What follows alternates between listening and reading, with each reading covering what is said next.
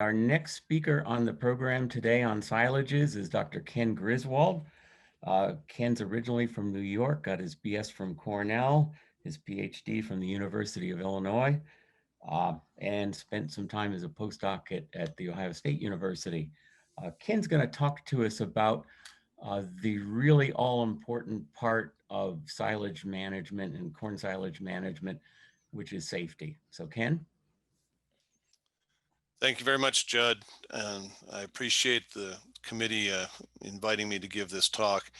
I really would like to say that Keith Bolson was supposed to give this talk, and unfortunately Keith passed away in May, and I get to at this point try to fill in for what would have been a much better talk, I think, in general. So we're going to talk about safety first, silage second. And I'm gonna say this right up front. I can talk about this from a firsthand standpoint because I'm a survivor of silo gas exposure. It was a little over 10 years ago. I was exposed inadvertently during some work for Penn State. And I'm going to probably try to give you as much information about silo gas as I can in this presentation. So I want you to all understand that being safe and minimizing losses, dry matter losses in corn silage actually go hand in hand. You have to understand that you don't have to cut corners to get a better fermentation or better silage. Being safe will help you get better silage or reduce the losses in that silage. So let's talk about this a little bit. The outline for this talk, we're going to do safety first, silage second, sources of dry matter loss, just to give a little background, and then we'll go into upright silo safety, and then where we'll talk about silo gas and some safety guidelines, and then we'll talk about bunker silo safety and look at the relationship of silage density to dry matter loss, and then talk about the factors that affect dry matter silage density, which would affect dry matter loss. And then we'll talk about safety first and safety last in this talk. So why are we having this presentation? So when the committee got together back in January to talk about putting together this workshop about corn silage, I was fairly adamant to the group that we needed to have a talk about silage safety. And the reason is that we lose people, right? It's not a safe business. In 2013, a 53-year-old man was killed in a silage avalanche in Nebraska. But more recently, December of 2019, 3 members of one family in Minnesota were killed by silo gas. And unfortunately, one of those was a child. And then just this past June, a 45-year-old man was killed by silo gas in Pennsylvania. Right? This list keeps getting longer. It shouldn't get longer, right? The challenge we have is partly educational, but also partly it's complacency. It's what we've done. It's what we always have done. And we don't take the time to be safe in what we're doing. And that's what we need to do. And that is why it's always got to be safety first, silage second. So let's talk about dry matter loss. I want to give you this background because this is what we're fighting against when we make silage, right? We want to make really good fermented corn silage with less loss. It's better economically, it's better for the cow, it's better for the environment, right? So if we look at dry matter loss, some of that dry matter, fermentation is going to take 3 to 5% of the dry matter, convert it over to acids, some gas and some water and some heat. And if that was a perfect fermentation, that's all we'd lose, 3 to 5% and so forth. We'd retain 95 to 97% of the material, and that would be able to be used for cow feed, right? No problem. But we have other losses from leaching. So the wetter the corn silage, the more seepage of water soluble components, surface spoilage loss, right? You know, when you have exposure to oxygen over long periods of time, we start to see the black slime start to develop on the outsides of the piles. And then we have feed out loss, right? And I'm sure that in other presentations, they've already talked about the growth of the yeast and the molds and with oxygen and how that eats away at the material that you have and reduces the palatability and reduces the digestibility of the material over that period of time. So that's what we're fighting against, right? And if we do it right, if we are safe in what we do, we can still reduce dry matter loss in the silage and have a better crop. So let's talk about upright silo safety, right? Whether it's a concrete stave silo or whether it's a harvestor or a harvestor converted into an upright top unloading silo and so forth. These are fairly prevalent throughout Pennsylvania and into the Northeast still, and even up into the upper Midwest. So let's look at some of the issues that, or the hazards that we have with these types of structures, right?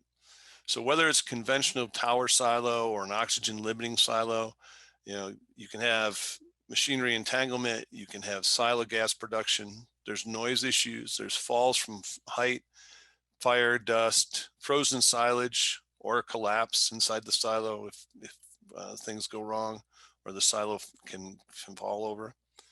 But the majority of these issues and so forth in here, the majority of the deaths that occur are falls from height. Somebody's climbing the silo and they fall and they hurt themselves or unfortunately die. But second to that are silo gases. Silo gases are there, they're prevalent, and they're all a natural part of the fermentation process. And we're going to go through silo gas and talk about that. So here are the issues with silo gas. And I want you to pay attention because I can talk about this for days, but I won't. So it's a natural part of the fermentation process.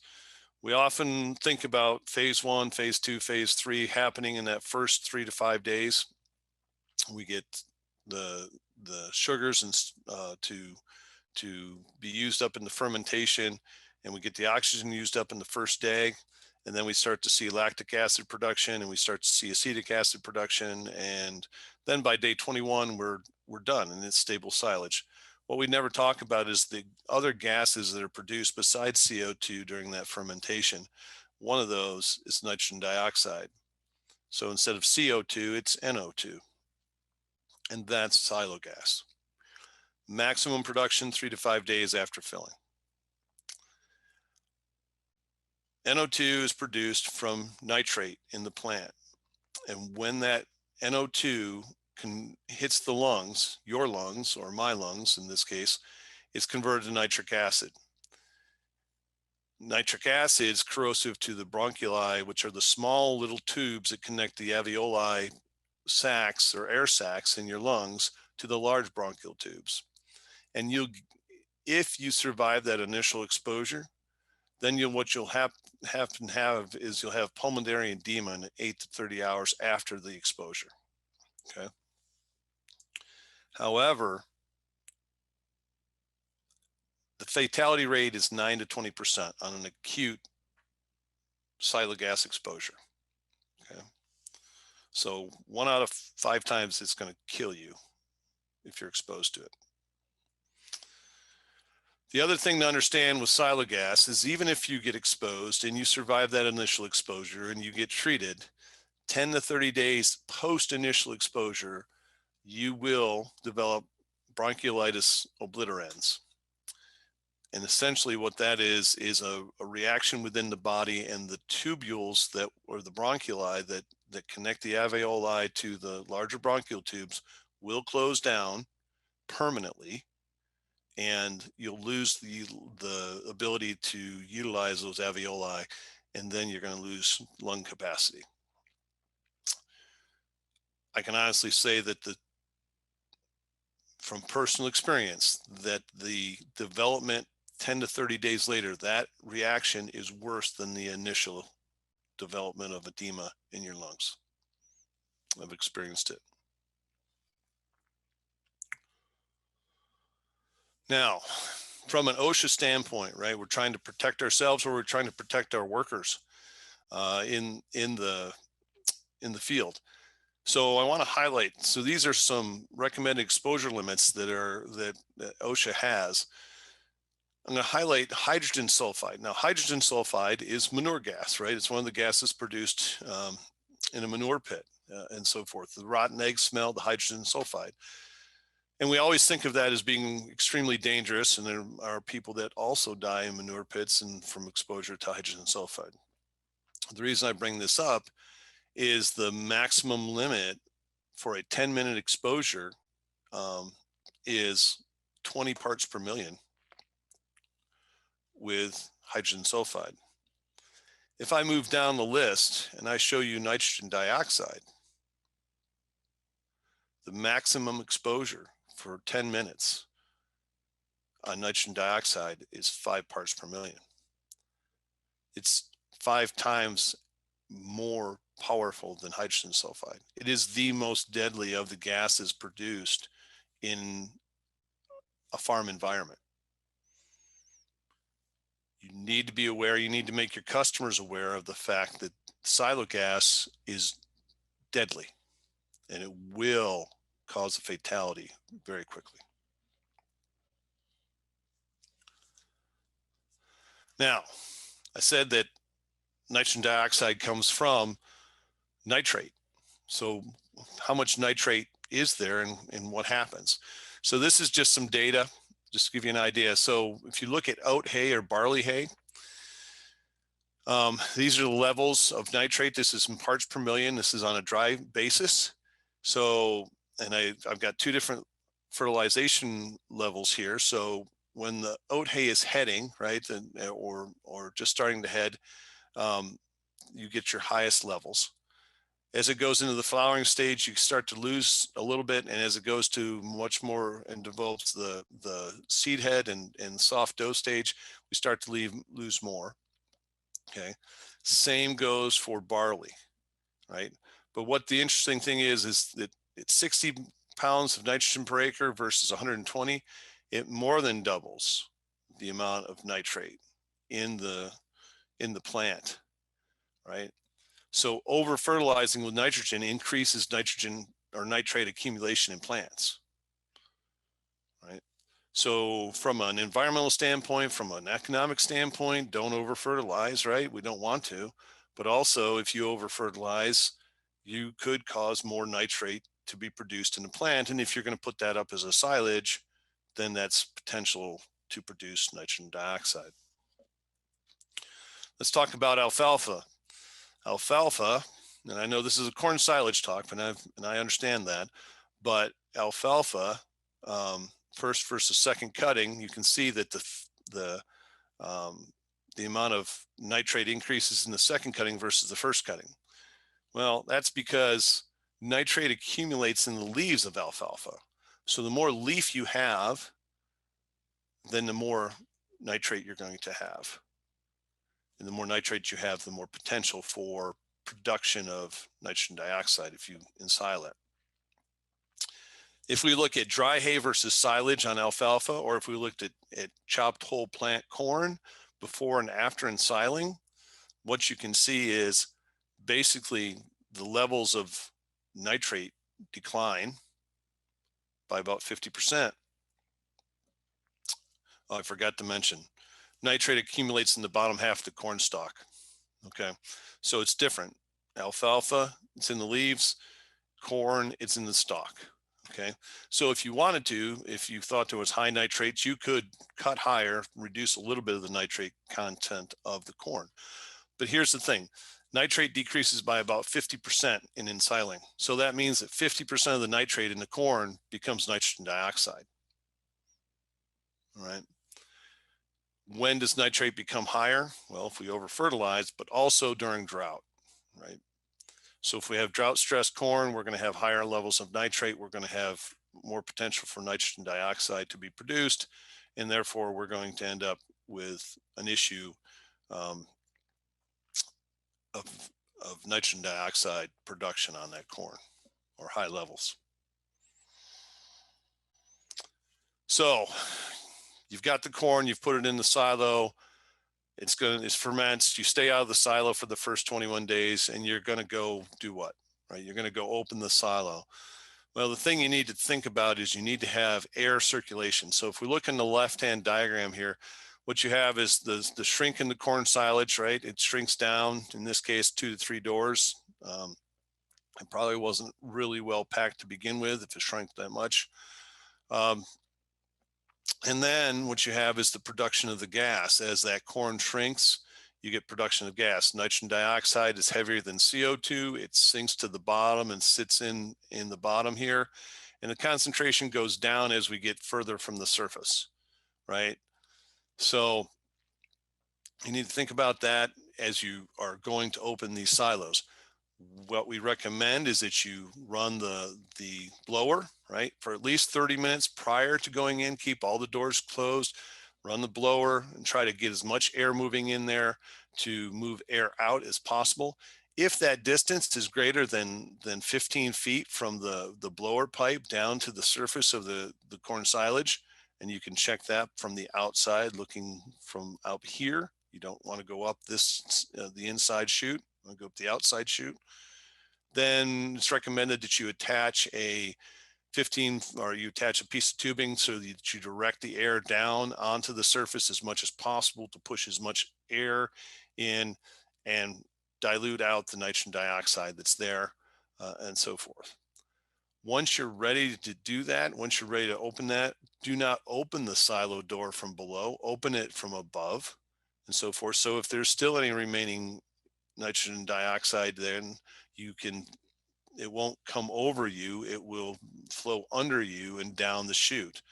You should still have the blower running anytime that you enter the silo after this fermentation process is done, in order to keep air moving in and keep fresh air circulating into the system. Never go in without letting somebody know that you're going in. Always have some way of contacting somebody from the outside. Make sure if you have your cell phone, whatever, if in case you do go down, always make sure that whoever's out there, please make sure that they don't come in, right? Have them get help first and so forth. It's the safest thing you can do if you do go down in the silo. So take home messages for upright silos. I just went all the way through them. I'm going to go through them again. Stay out of the silos during filling and ensiling. Okay, that's 0 to 21 days, right? After 21 days, the fermentation process is complete. All the nitrogen dioxide was produced. If you then go into the silo, you need to ventilate properly beforehand. Run the blower, run the barn ventilation fans. Okay, here's the thing. I'm going to back up a slide. So you run the blower, right, and the air pushes in here. Where's that gas going to go? Well, it's going to come out through these, probably an opening up here in the top, and there's probably an opening here. It's going to come out, and it's going to come down, right, because it's heavier than air. It's going to sink down. So you need, if this silo is attached to the barn, you need to have the ventilation fans running to keep air moving through the barn so that there's no accumulation of gas in the barn. Okay. There are reports, and I can tell you that I've talked to farmers who have lost animals because of gas, especially if they have calves in the barn or something like that, where the animals are closer to the ground.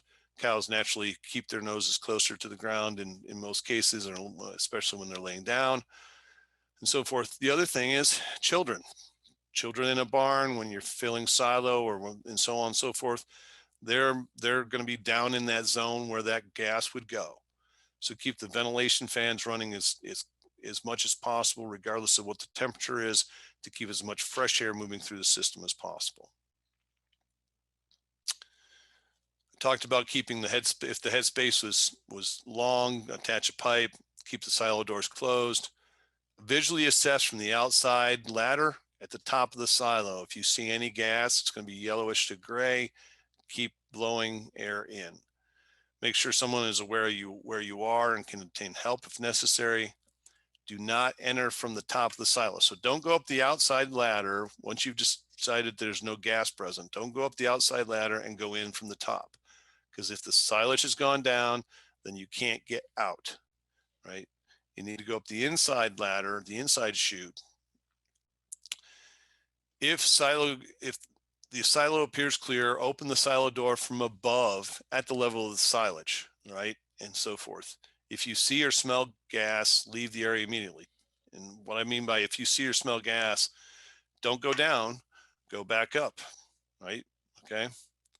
Keep the blower and ventilation fans going for the entire time you're in the silo.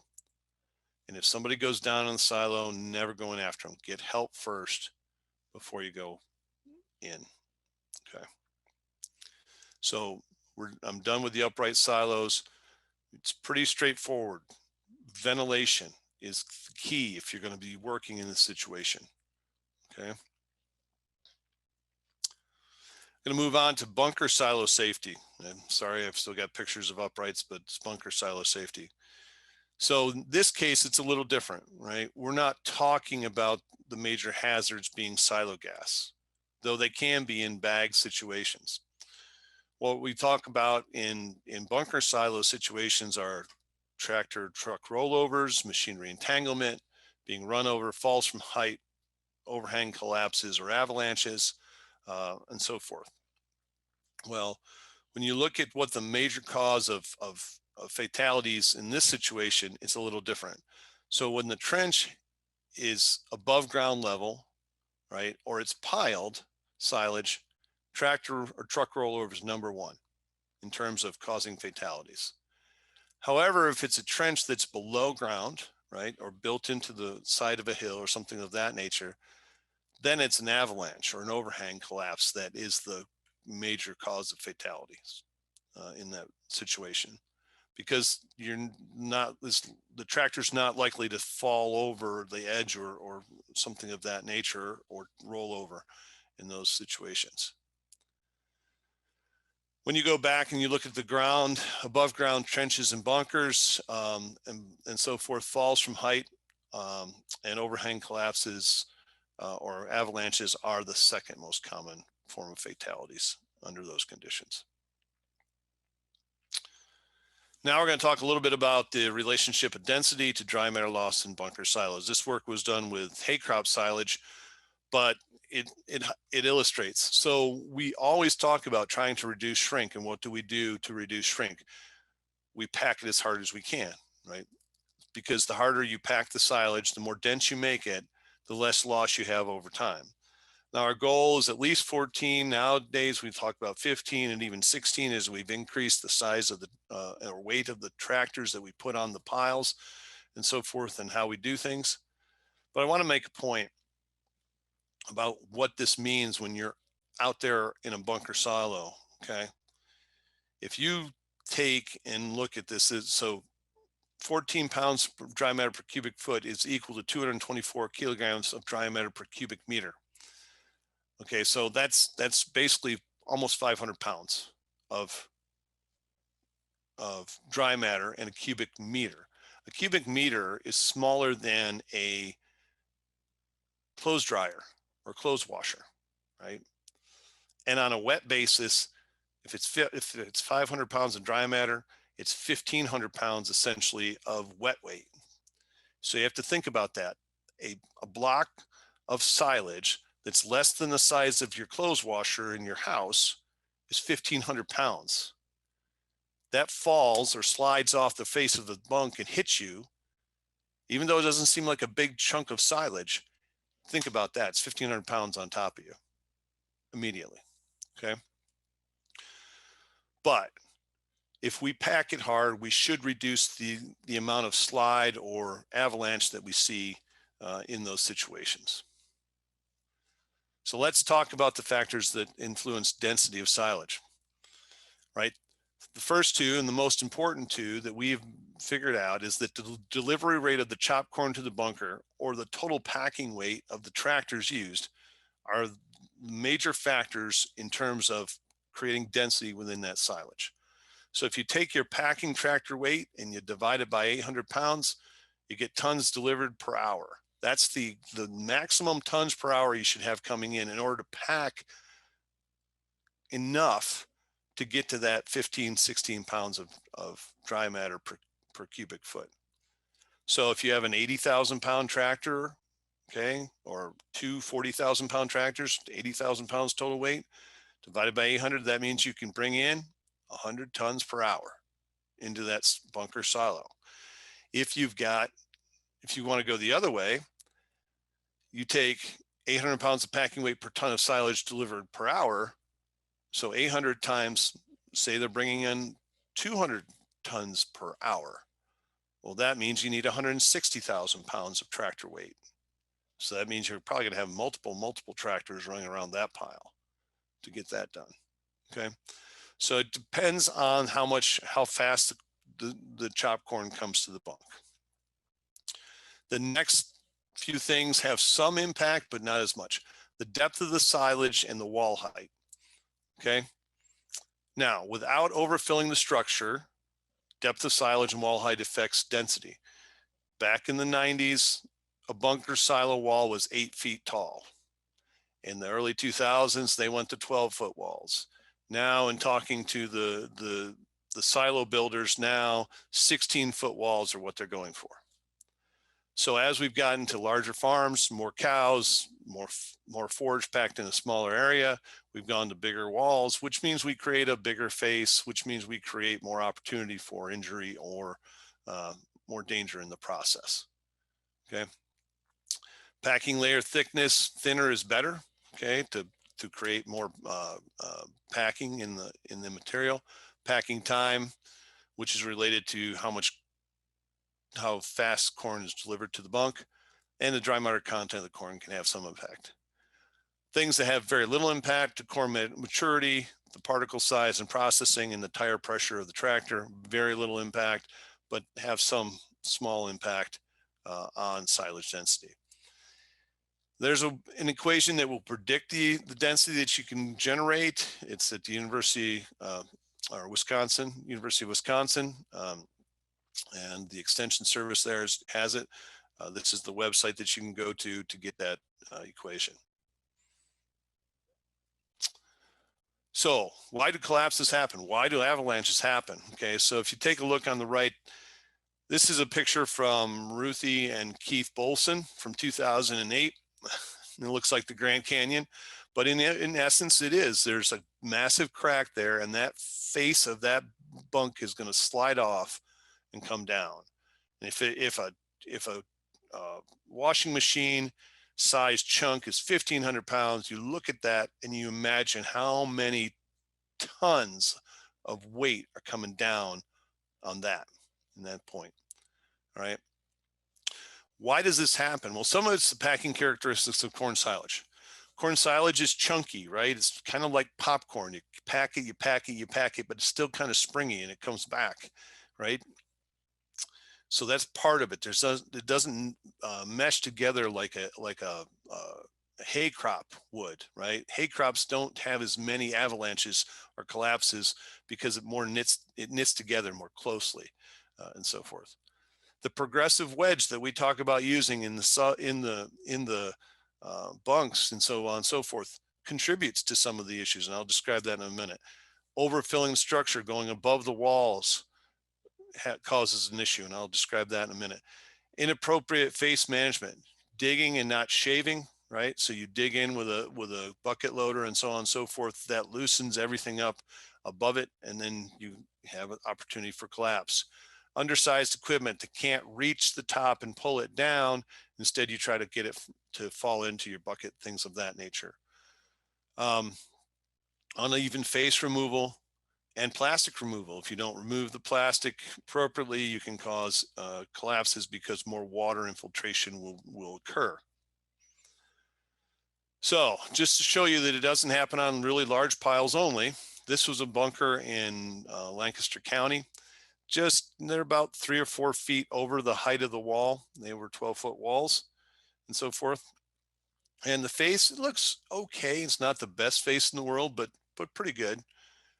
But then if I step to the right, about 2 feet, you can see the crack that's starting to happen on that small bunker in comparison to the one on the right. Okay. It doesn't mean big piles, mean more avalanches. Small piles can slide also. and so forth. And then this is an example. You can see it starting to show up even in that small pile or small bunk. All right, so let's talk about that progressive wedge and some of the issues. So from 2004 until 2010, Paul Craig and I and the Extension Service in Lancaster County did a dry matter density determinations in bunker silos. We would take 12 samples across the face of a bunk. You can see it here, and so forth. And I'm just giving you the percentages. So if you look at the face of a bunk and you go in and you say that bottom center is 100% of the density, the most dense material you can possibly have. If you move to the edges and you move up, you lose density. The edges aren't as dense because you can only get one tire at a time across that surface. You can't get two tires because of the wall, right? And so forth. And then as you go up, there's just less material, so less packing. And that material on top is packed less than the material below it, okay? So think about that. The density and the tightness of the pile goes down as we go further up and out, all right? When we feed, if you look at the upper part of the diagram, we take away that slope, right? And what happens? Okay.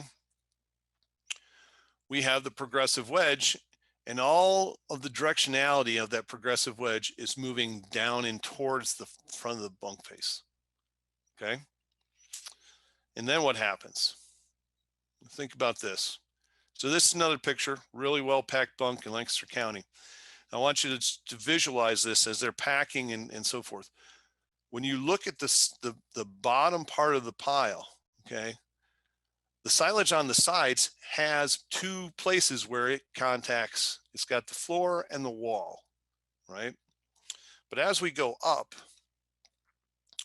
the silage loses the wall contact as we get higher above the surface or the edge of the wall, okay, and so forth. And finally, by the time we get up here to the top, there's only the silage just barely underneath it to catch it.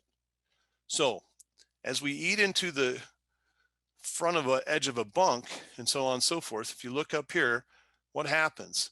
This material up here at the top, especially in the centers and so on and so forth, doesn't have anything to hold it. It's there. It's got one surface to cling to and so forth. And if you pull the plastic back or there's infiltration of water, you've just created an opportunity for that material to slide quickly. Now, I will say that safety, when we first started in 2004, this is a picture of Paul Craig. We walked straight up to a bunker face and we started in with a gas drill trying to do a core. That was the first one we ever did. We finally started thinking about safety and so on and so forth. By 2008, we had switched over to full body harnesses that were attached to the bucket of a skid steer or a loader and so on and so forth. So if something happens, if there was a collapse, they could pull us out or find us and unbury us from it. And so then the bucket actually helps to protect us from some of the silage should there be a collapse. Now, luckily, in all the time that we did these density samplings, we never experienced a collapse in those times. So again, overhangs, collapses, and avalanches. Overhangs are undercutting the face, right? That's what's going to cause the problem. So here's another example. This is Chester County, Pennsylvania. You can see he's got a defacer, does a really good job, but he can only get up to about 2/3 of the height of the bunk.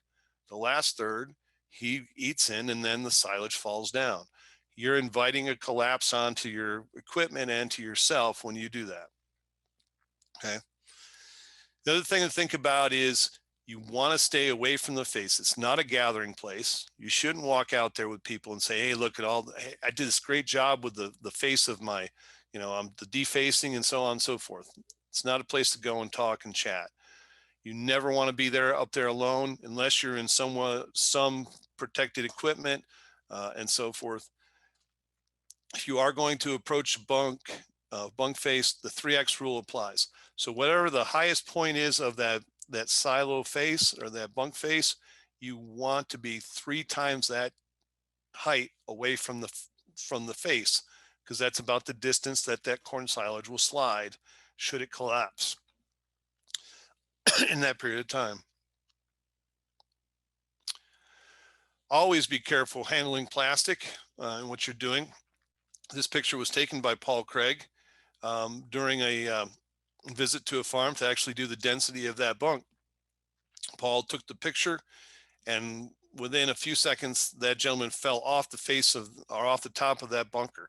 Now, it's not a very tall bunker. Here's the skid steer and so forth, but still he fell. Luckily, he didn't break any bones, and so on and so forth. He was able to walk away from it and so on. But guess what? He didn't walk away from it and go back to work. He walked away from it. He went home. He was done for the day. Okay. Even small falls can be deadly. Another thing to be aware of is packing against old silage. So if I use my pointer, I don't know if you can see my pointer, but there's a line right here where there was old silage in the back and new silage packed against it and so forth. We were working in the bunk next to this, and all of a sudden we heard this big thump. All this silage that was packed up against this old silage here had come down off the silo. So if you have an old silo face or bunk face and you pack up against it, be aware when you're feeding back into that, there's nothing holding that silage behind it under there. Don't overfill your facilities. So here's a picture. This was in South Manor Township, I believe, in Lancaster County. So starting the year before, they did a great job with the bunk. They had 2 bunks side by side and so forth. And you can see they averaged 14.9 pounds of dry matter per cubic foot. Really well done, beautiful, packed really hard. Didn't lose very much in terms of density across the bunk face. But the next year we came back, and guess what they did? They wanted to put in more silage because they had more cows, so they went over the top, and they didn't pack it as well. Didn't pack it as hard over here, didn't pack it as hard over here. They were filling more silage or corn into the bunk at the time. Their density overall went down to 13.6, so they lost more dry matter in that time, and things became much more dangerous because this material is not held by anything and this material is not held by anything.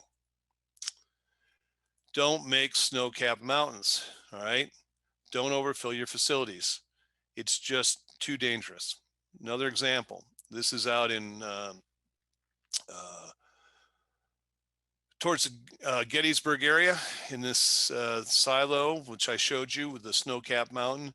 You can see again, way overfilled, even though this is an in-ground trench, way over the edge and so forth. The density is not very good because you don't pack on the side and so forth because of the steepness of the slope on those edges and so forth. So you lose density and it becomes more dangerous, especially the way they were feeding off this face.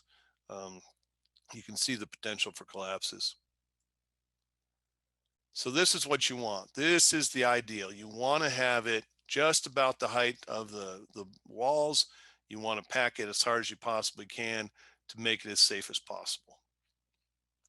So take-home messages on bunker silos. 2 things you need to think about: delivery rate of the chopped corn and total packing tractor weight. Okay, that 800 rule applies in both situations. Depth of silage and wall height. Do not overfill the facility. Okay. Know the limitations of the structure. Know the wall slope, the height. That's going to affect your packing ability. The silage height is dictated by the wall height. Okay. Again, not more than 2 to 3 feet above the top edge of the bunker. And the bunker size will limit the packing tractor size. The equipment and the operator. Silage delivery rate should be balanced between the chopper capacity and the packing tractor capacity. Increase the tractor weight or number of tractors or both to meet the chopper capacity, or tell the chopper to slow down, right? So you can pack harder. Operator experience is critical. Operating close to walls, keeping a thin layer, and knowing when to stop. Better to put somebody that's got a lot of experience driving a tractor on that bunker rather than somebody who's new. It's just too dangerous to put those people in that situation. Avoid the overhangs and undercutting the face. Stay away from the face. It's not a gathering place. Never alone, and observe the 3X rule. And as I said before, it's safety first and it's safety last. You have to remember that you don't want to be the one who's caught in an avalanche, but you also don't want to be the one to have to tell somebody else that their loved one's not coming home. Keith Bolson always said, send everyone home safe at the end of the day. I'll repeat what Keith said, send everyone home safe at the end of the day. It's what we need to do. Safety first, silage is second. With that, I will take any questions. Thank you.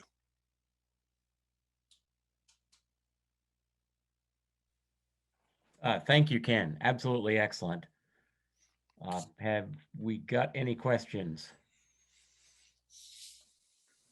Yeah, I'll give you one. Ken, I'm dealing, let's go back to upright silos again. Does all silo gas have a color to it? No, not always. It just depends on the density. If it's really dense, you'll see it, but the level that can cause an exposure and cause a problem is so low. We're talking 5 parts per million that you would never see it, right? I mean, that's part of the reason my exposure 10 years ago, the level was probably really low and I never saw it. I had the blower going and so forth. I couldn't tell. So you have to think about it from that perspective. You know, people say, oh, I can see the silo gas and so on. No, you need to make sure that you keep ventilating all the time, even if you can't see anything, just so you get fresh air moving into that situation. Okay, I'm thinking like in a silo room where you might have a mixer or something like that yet. So you may not even see it, and that silo you're not even pulling out of. But if you've got say you capped it and you had a door open, you can get some of that silo gas coming down into that silo room. Yes. Yeah. Oh, yeah. There's no doubt about it. So here's a really tenuous connection, but so in the 70s, right, when you know silos, 50s, 60s, and 70s were the height of silo fillers disease, which was silo gas exposure and so forth. But there was also a really high incidence of SIDS. Anybody ever heard of SIDS? Sudden infant death syndrome in rural populated areas. The biggest concentration of deaths in rural areas in the 60s and 70s and 80s occurred September, October. When's most corn silage made? September, October. When do little babies get brought into the barn or little kids get brought into the barn? And where do they get put? They get put in a carrier, which is usually down on the ground and so on and so forth. And there's probably, back then, we didn't have ventilation, right? I mean, I grew up in a barn that had one fan at one end, and it wasn't even 36 inches. It was like 24 inches. And that was all the ventilation in that barn and so forth. Silo gas is probably accumulating and coming down. Pulmonary edema occurs 8 to 30 hours after exposure to the silo gas. Think about it. One little baby in that situation, a few breaths of that gas, put them down that night. The edema is probably happening and you'll never know it. No, there's no proof causation that I can say, but there's a really big spike. It used to be in the 60s, 70s, and 80s. They could demonstrate a big spike in SIDS in rural areas and rural communities, farming communities during that period of time. So anyway, little factoid. Sure. But I also know Mike and Tony Brubaker, this was from a bunker silo. Filled a bunker silo. The corner of the bunker silo was next to the heifer barn, the feed trough for the heifer barn. They would put plastic on the sides. They put plastic over the top. They'd seal it all up. They filled the silo. 3 days after they had filled the silo, they came out to the heifer barn in the morning. 3 heifers dead, laying in that corner next to that feed trough. And the question becomes is what happened? Well, what they think happened is they probably somehow ripped a hole in that plastic when they were filling, and the gas gas production, right? There's gas production. There's always a positive pressure under that gas production. They think the gas came out into the feed trough and those heifers went to eat and took the heifers out. So it's, it doesn't matter if it's a human, an animal, silo gas is deadly. It's really deadly. Has anyone ever developed any kind of like I'm thinking like a smoke detector type thing that people could use, although, obviously if they follow the rules, they wouldn't need it, but just to remind them that there could be a possibility in a silo room? Yes. There are detectors that can be purchased. They're fairly expensive, but yes, they can be purchased, and so forth. And that's probably a good idea. The other thing that's we're probably going to have to, or maybe forced to in the future, we'll probably have to have self-contained breathing apparatus, right? To go up the first time type of thing. Okay. So, and I don't think that's, I mean, the problem is the silos are not designed to carry that up, right? And do that, right? So maybe the design of the silo has to change. I don't know. I mean, you got to remember, upright silos are still the gold standard for silage production, right? There's, when you look at dry matter loss, upright silos still have the smallest dry matter loss. They've got the smallest surface area, the smallest exposure to oxygen, and so on and so forth. So if you want to save as much material and have the best silage, upright silos are still the way to go. The changers are associated with that, though, right? The way they're designed for silage. They're not designed for people to get in and out of them, right? And to work in them. And that's part of the problem in the situation. You don't have the ability to work completely safely around any type of system like that, because you got to climb a ladder, you've got to go into a system, right? Even going in and trying to work in silage is difficult, right? Those doors are not made for people to get in and out of real easy, so forth. It's just not conducive, but they are still the gold standard for silage production. Yeah. They'll be half or less of the silage dry matter loss of a bunker silo on average. So we talk about 15%, maybe 20%. They'll be 7 to 10 max, even in hot weather. Thank you very much.